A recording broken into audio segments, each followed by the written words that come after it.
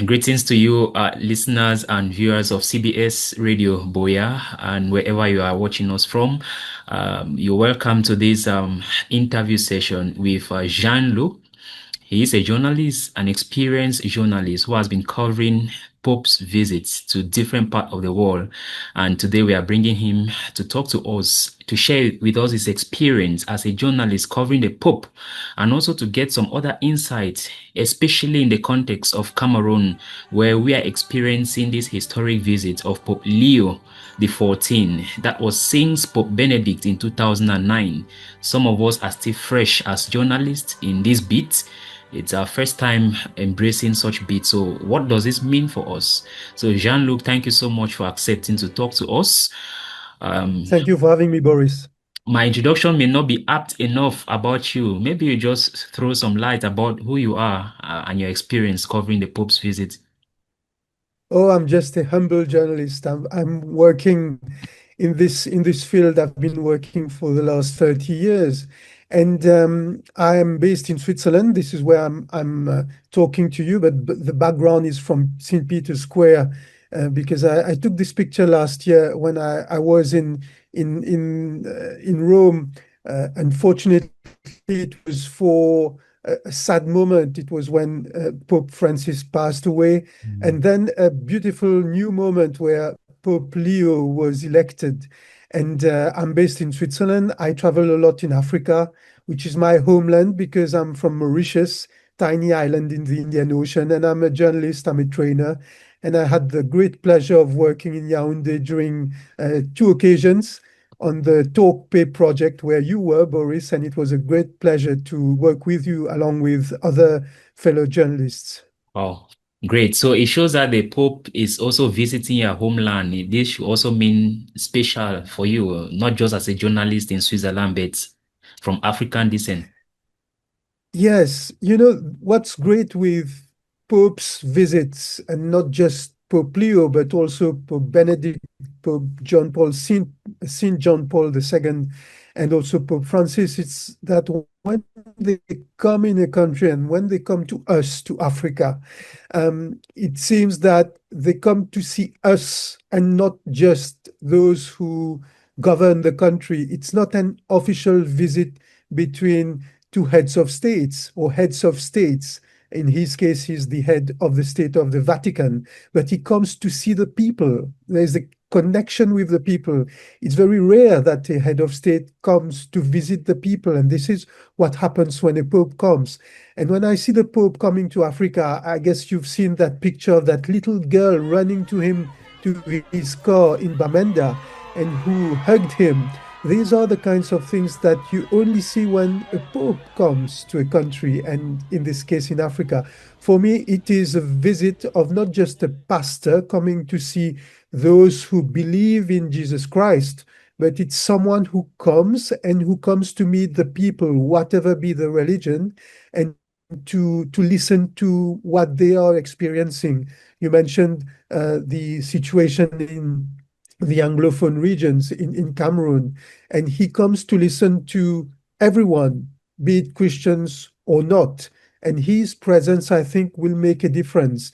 Not immediately, maybe, but in the long run. Right.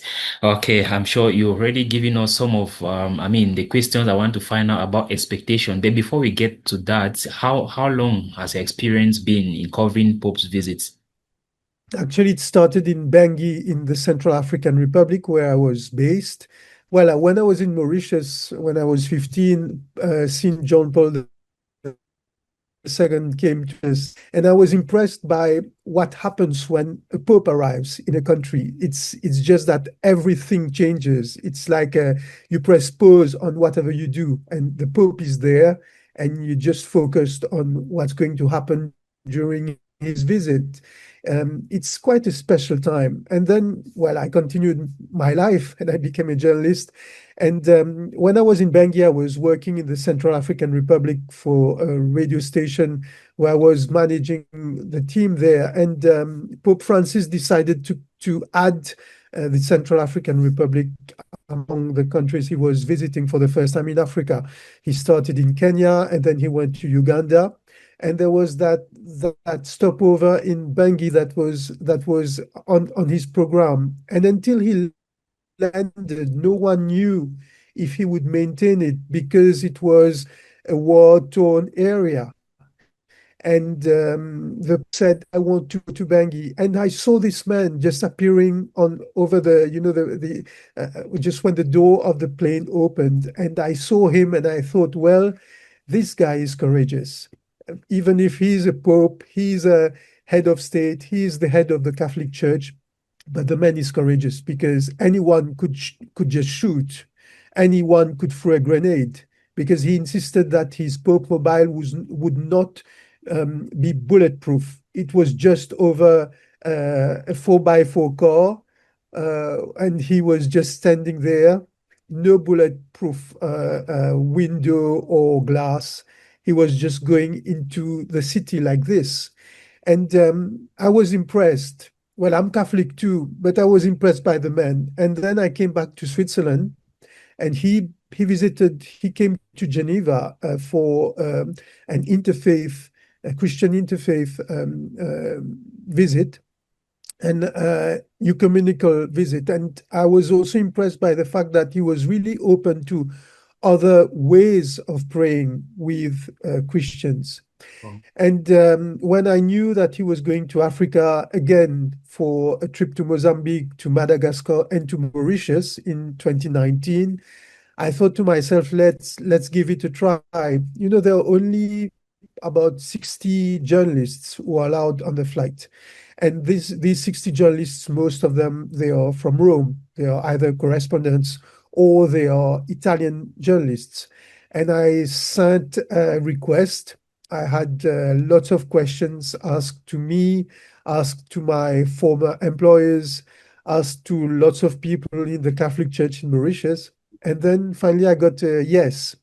And this flight, which was over this trip, apostolic trip, as they call it, which was over about 10 days, it was for me not only a great opportunity, a great moment, because you get to meet the Pope, you talk to him on the flight, but it was also a kind of test for those in the Vatican, and especially those from the security, to see if this guy is really serious, this journalist, and are we going to allow him again? And they allowed me again 3 more times. I went to Canada with Pope Francis. I went to DRC and South Sudan, and then I went to Portugal with him in 2023.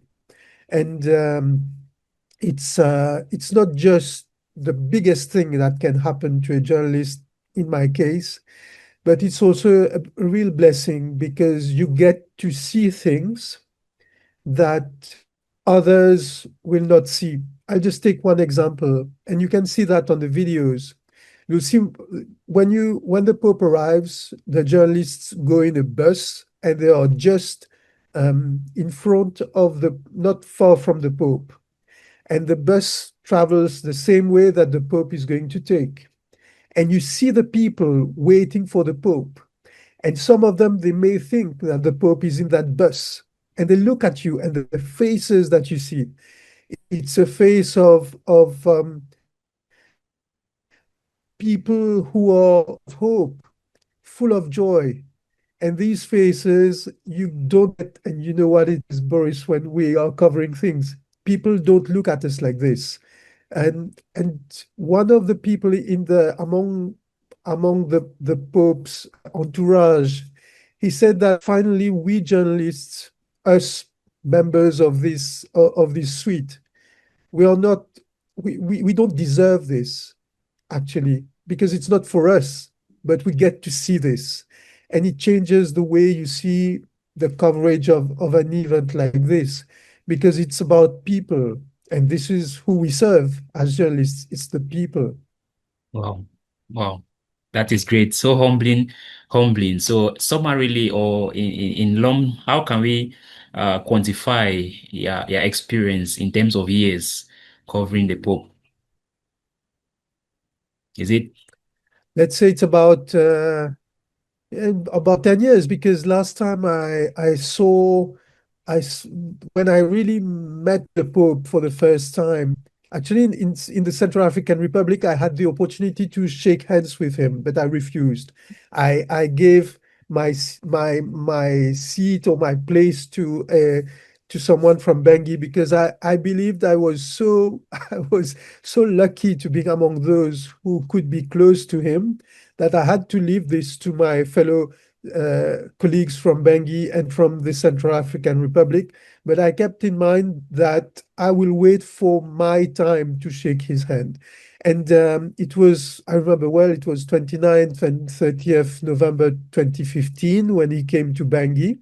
And one thing that was great for us is that as journalists, there are places, and you know that I'm sure, there are places that there are no-go sites. We can't go there as journalists because of security reasons, because of lots of reasons. You don't even can't even go there. You can't even go there to you can't even go there to meet people, but you want to go there to see. And that Pope opened the door of a place called the Kilometer 5, where all the Muslims were staying and they were afraid to open the gates. And that Pope opened the gate, and we went to the mosque, to the Grand Mosque of that Kilometer 5. We were all inside, and it was like a dream because we were getting to see the whole picture of the story. Because sometimes we want to get the other side, and we don't always get the other side of the story. And Pope Francis offered us this he offered us this journalistic opportunity to get to talk to people from the other side. And Wow. yeah, it's 10 years.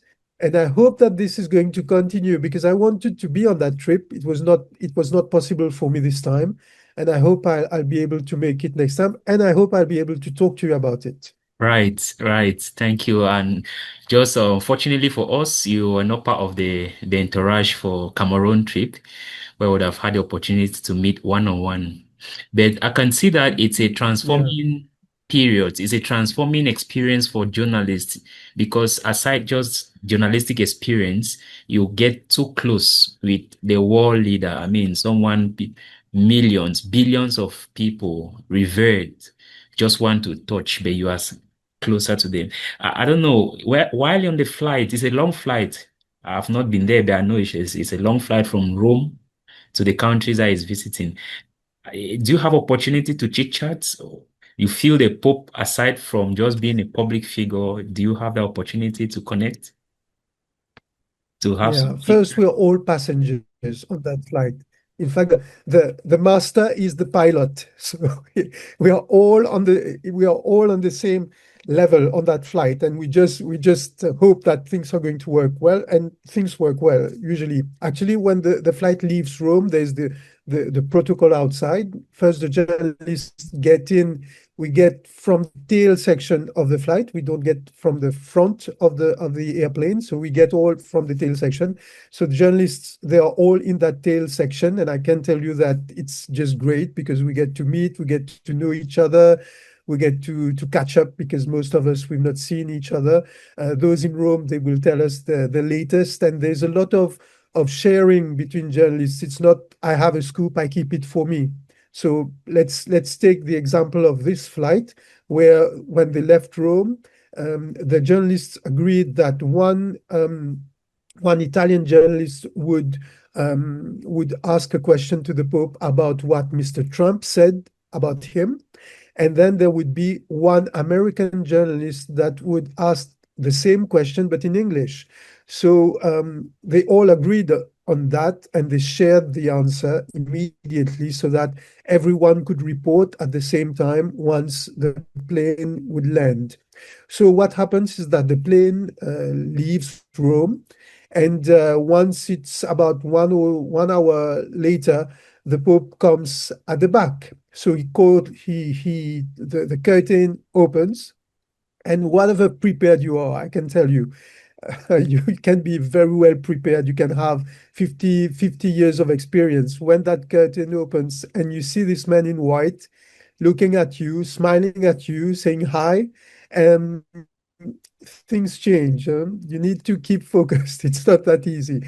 And then he talks to us with a mic. He says a few words, And there's a system also that the Vatican organizes with where you can plug in your cables, etc., to have the best recording possible. And then he comes and greets everyone. So he greets the journalists, he greets the cameraman, he greets the photographers, he greets everyone, and it takes time if you have something to tell him.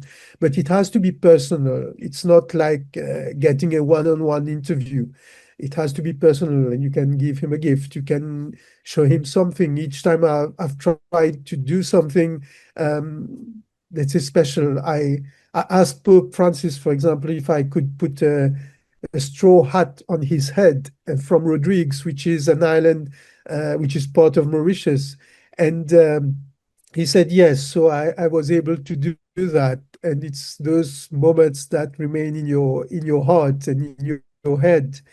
And then you fly, but during the flight, you don't get to exchange with the Pope, except you can see him because sometimes when flights when planes leave, the curtains are open and you can see that there is someone in white completely on the front row, on the first row.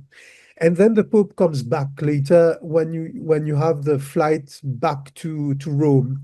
In the case of Pope Leo, what I saw is that he came again between Algeria and Cameroon. He came and said a few words, but it was just a kind of statement. And on the flight back to Rome, there is the press conference. And this is, we leave the personal side and we become really the professionals. And I had that great honor of asking Pope Francis one question on two press conferences, the one from Mauritius and the one from Congo and South Sudan. And this is where you can ask a question which has normally to be in line with the trip, but also a question that can be linked to church and to the policies and to the doctrine of the church, Catholic Church. So the Pope will answer and he will just greet us, say goodbye, and then the curtains close again. And maybe the last time we see him on that flight, it's when he gets in the car that will bring him back to the Vatican. And yeah, this is the kind of exchange we have. And then us as journalists, we also have, let's say, the best spots. Why? Because we are supposed to report in to report from the best angles, not just because we are. It's not to be in the best places and not help those who are from the countries themselves, but it's also to be able to report to the world. And because when we report to the world, it's also putting the light, shed light on those places that are visited by the Pope and show Cameroon in your case, show Cameroon in your case as on its best angle possible and not showing that country as being a country which is war torn, where there is conflict, where there are crises. No, where there are smiles, where there is joy. And this is what the international press is showing today about Cameroon. And I hope that the people of your country can see that also, that when the Pope comes, we just don't show the religious aspect, but we also show what Africa is. Africa is about life. Africa is about songs. Africa is about smiles. Africa is about what could be what could be. So I'm happy that Cam showed that way during this visit. Hmm. Yeah, I think there should be a difficult balance, the reality on ground, behind those smiles are people who are also going through pain. They have endured pain for years. How do you even balance that, in your reporting, in your imagery that you show, in our case, Cameroon? Yeah, but it's as you just said, it's about life, and for all of us, we have to wake up in the morning for something, because else we just stay in our beds. We need to wake up to earn our living, to fight for our kids, to fight for our lives. But we also laugh, we also smile, we also have a drink, That's we right. also continue to live. Mm. uh, despite that is happening. And for the balance is difficult sometimes for those who don't know those realities. Let's take, for example, those who are based in Europe or in Rome, and who are used to see the Pope in churches or meeting with heads of states when there are general audiences on St. Peter's Square. So they're not used to see uh, people dancing, singing. And Pope Francis said that even if they have empty stomachs, they sing and they dance.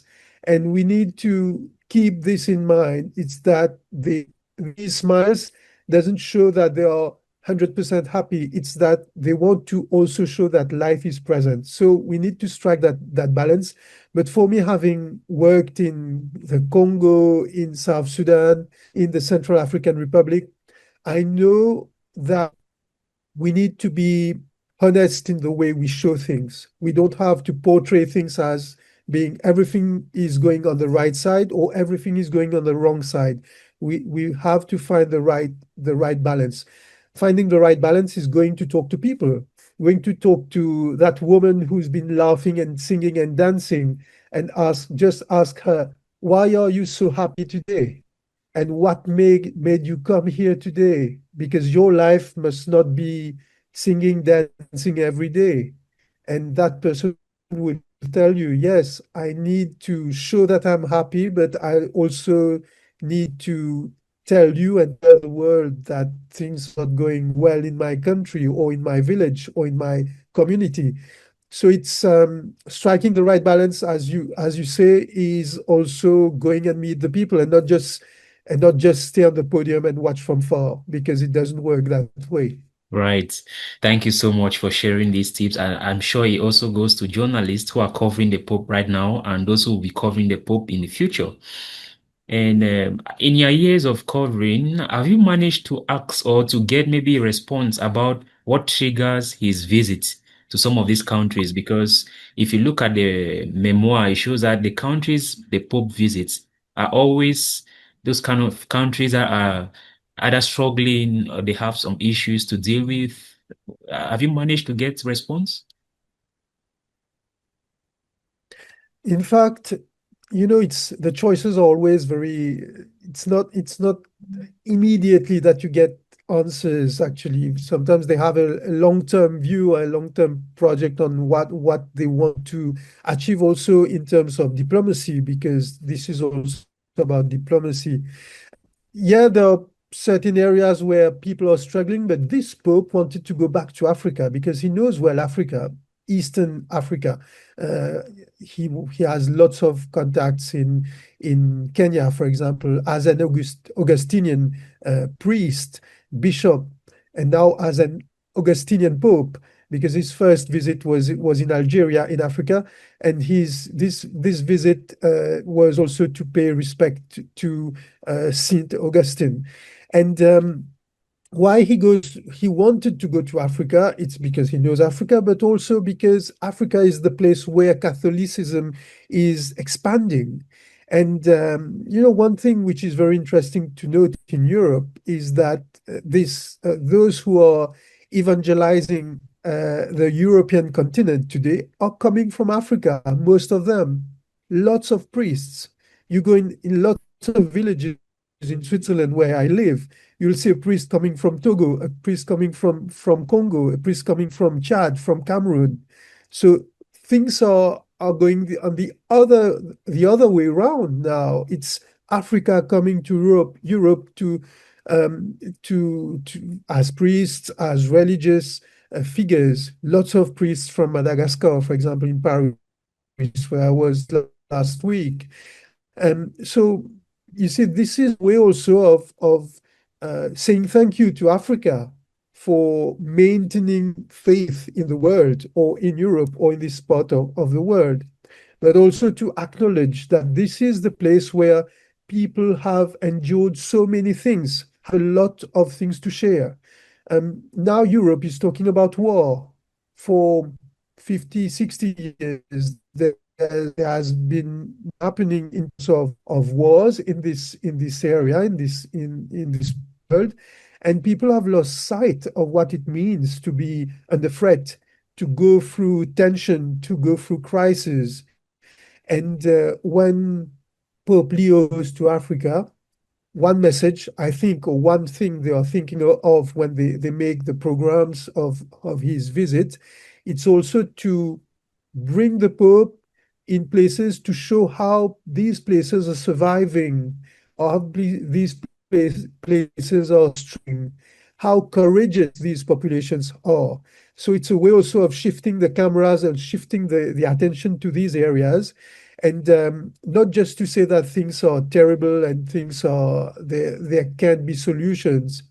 It's also to show that when a pope called Bamenda, uh, the ceasefire is possible, and it doesn't come from and a long negotiation between people who are fighting. It comes from themselves.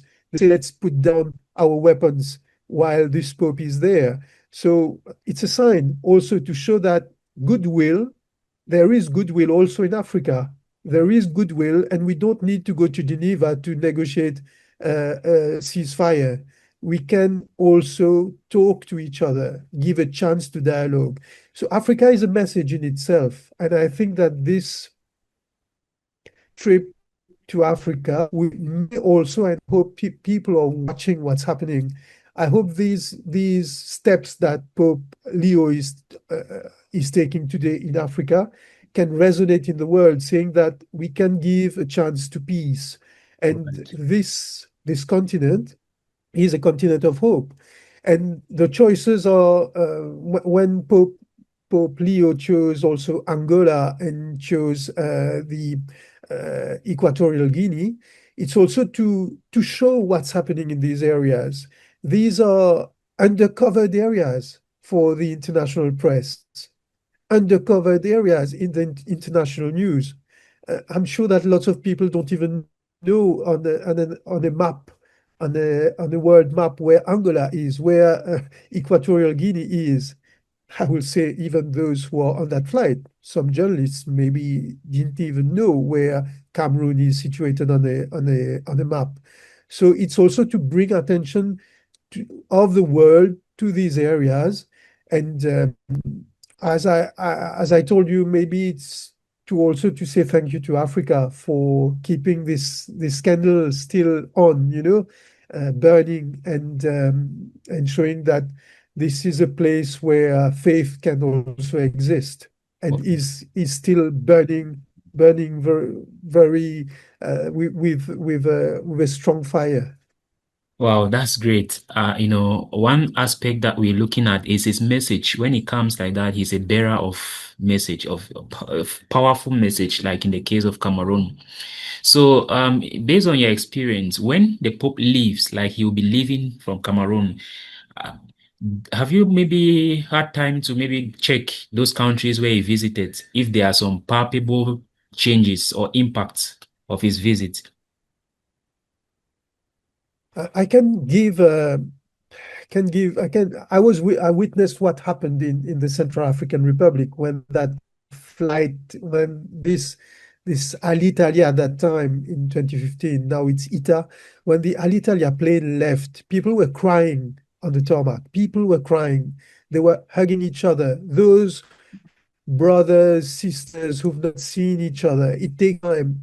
And it takes also the Pope comes, he sows the seeds of conciliation, and he leaves. And it's up to us to water those seeds, and to the people, the media, the civil society, the churches, the religious figures, the heads of states or heads of political parties. Everyone has to contribute to that.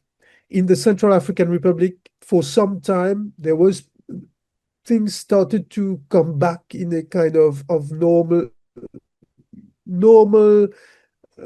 I'd say, relations Um, between people, and then politics come back. wow. Politics come back in the discussion, in the and politics or political, I'd say, objectives or ambitions bring back sometimes what people have tried to eradicate and tried because it takes time. So, what I think is, these visits, they get in history books, Mm. and one will remember what happened in Bamenda in the next 10 years. And it's up to people now to take over. It's not just looking up and say, God, please do this, God, please do that. It's God tells us, I think it's up to you guys to now do things and manage to bring peace. So when the Pope comes, and this is what happened in the Central African Republic, I remember that we tried 1 week later to go and report in that kilometer 5 area, and we were able to go there. Wow. We just went there, we reported, we came out, but I'm not sure that things have stayed the same way. So it's up to people, it's up to us, the media, it's up to everyone, not to try to make something impossible, but at least to try to continue this dialogue, to make as if he's still there, to make as if this Pope is still in Bamenda, to make as if the Pope is still now, he's in Douala when we're recording this interview. But I think that this is up to the people now to try to keep this on, because else this visit would have been useless if no one makes that effort to sit down and think, what can we change now? Us as media, how can we also show that there are things that work? How can we also portray those who are fighting for peace and saying what's really happening, of course, because this is about news. We are not just there to communicate about one side of the story, but at least see the big picture, see things in broaden our views on how things are working out. So I think that now the ball things are it's up to those who are in Cameroon to see what they make of this visit. It was a kind of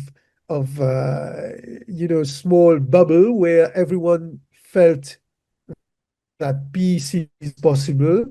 Now it's up to each and everyone to put that goal. You have the ball, you just have to strike now. So Right. it's up to you. It's up to all of us actually when we have this opportunity to contribute to peace. Right. Wow, thank you so much. I mean, I've exhausted my question for you. At least at this moment, some of the curiosity that I had as a journalist, I mean, you've answered them. So thank you so much. I don't know if there is one thing that you want to say, especially to us Cameroon journalists, as we round off our session today, Jean-Luc. Thank you. Oh, I'm so pleased and so honored to be with you. I value the time I spent with you. I know that it was a great opportunity, and I want to say to all those who are watching, it's possible to talk to each other. We were in that project where those from the Francophone areas and from the Anglophone areas were meeting together. I saw what Cameroon had as the best interaction possible between those two areas. You all came to Yaoundé, you were all in the same hotel, we were all sharing the same meals, we were all talking, laughing, and we laughed a lot, I remember. So this is what life is about. Just try to make this happen. Let's all see this peace coming, and I hope that we will be artisans of peace as journalists, but also we will be truthful to what's happening and report exactly what's happening in the country. And this is what I wish to all of you. It's to seize this opportunity for a new beginning, a new start. What happened happened. Now the future is to be built, and I hope and I'm sure that all the journalists that I've worked with in Cameroon will be artisans of peace. And I wish you all well, and I thank you again, and thanks for this honor, Boris, to address myself to your audience. It's a pleasure. Jean-Luc Mootoosamy. I like the last name. So thank you so much. With your years of experience covering the Thank you Pope so much. and you've shared with us. I think we'll learn some lessons. It's a pleasure to have you, sir. Thank you. Thank you, Boris. Thank you very much. All the best to you. Thank you.